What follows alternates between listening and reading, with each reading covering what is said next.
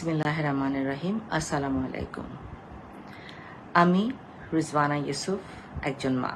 আজকে আপনাদের সামনে আমি একজন মা হিসেবে প্রথমবারের মতো আসলাম। আমার ছেলেকে আপনারা সবাই চিনেন, ফারাজ করিম চৌধুরী, যাকে আপনারা মানবতার ফেরিওয়ালা বলেন আপনারা নিজেদের ভালোবাসার থেকে। আজকে জাতির এই সংকটজনক মুহূর্তে আমার ছেলে চুপ, এটার কারণ মা হিসেবে আমি অন্তত জানি।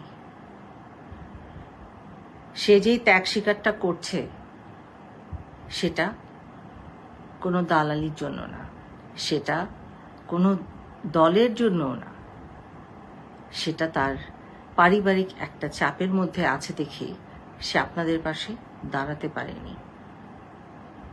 কিন্তু সে মন প্রাণ দিয়ে যতটুক পারছে কাজ করে যাচ্ছে, চেষ্টা করছে যাদেরকে ধরে নিয়ে যাওয়া হয়েছে তাদেরকে যদি ছাড়ানো যায়। কিন্তু আমি কিন্তু চুপ করে বসে থাকতে পারিনি, কারণ আমি জানি আমার দুই সন্তান আমার কাছে কত প্রিয়। একটা মা হিসেবে আমি বারবার আমার ছেলের দিকে তাকিয়েছি, কিন্তু তার দিন ও 5-6 রাত ঘুমায়নি যখন এটা শুরু হলো। ও চেহারার দিকে আমি তাকাতে পারতাম না। আমি মা হিসেবে কিরকম একটা সংকটময় অবস্থানে দাঁড়িয়ে আছি সেটা গত কিছুদিন ধরে আমরা সবাই পরিবারে সেটা এটার ভিতর দিয়ে যাচ্ছি। কিন্তু আজকে না আর চুপ থাকতে পারলাম না, আর ভয় আমার লাগছে না। আজকে আমি আমার ছেলের জন্য আপনাদের কাছে ক্ষমা চাচ্ছি।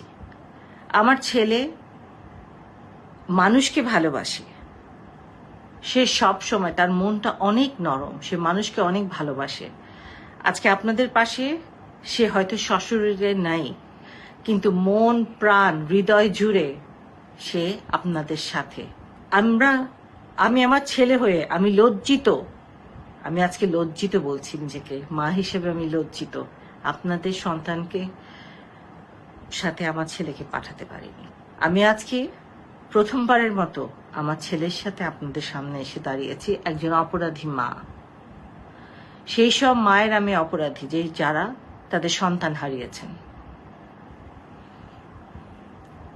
আমি জানি না উপরালা আমাকে মাফ করবেন কিনা, কিন্তু আমি আপনাদের কাছে আমার ছেলের হয়ে মাফ চেয়ে নিচ্ছি।